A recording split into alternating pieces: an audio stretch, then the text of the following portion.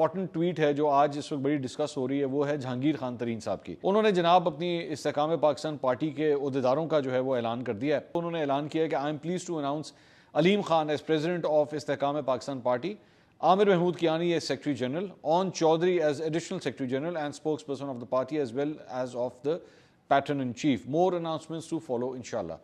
अच्छा, इसमें सबसे पहली बात तो ये कि इन्होंने अपने अलीम खान साहब को जो है वो सदर अनाउंस किया है, आमिर कियानी साहब को सेक्रेटरी जनरल और ऑन चौधरी को एडिशनल सेक्रेटरी जनरल और साथ साथ स्पोक्समैन भी जो है वो पार्टी का और पैटर्न इन चीफ यानी कि अपना यानी कि जहांगीर तरीन साहब के स्पोक्स पर्सन जो है वो ऑन चौधरी साहब होंगे। चेयरमैन का स्लॉट अभी तक अनाउंस नहीं हुआ कि वो कौन होगा। ये कहा जा रहा है कि जहांगीर तरीन साहब जो है खुद पैटर्न इन चीफ हैं। उसकी वजह यह है कि अभी तक जो है वो इलेक्शन लड़ नहीं सकते क्योंकि नाअहल हैं। अगर ये नाअहली ख़त्म हो गई तो उसके बाद जो है वो बतौर चेयरमैन जो है पार्टी की जिम्मेदारियाँ जो है वो संभालेंगे।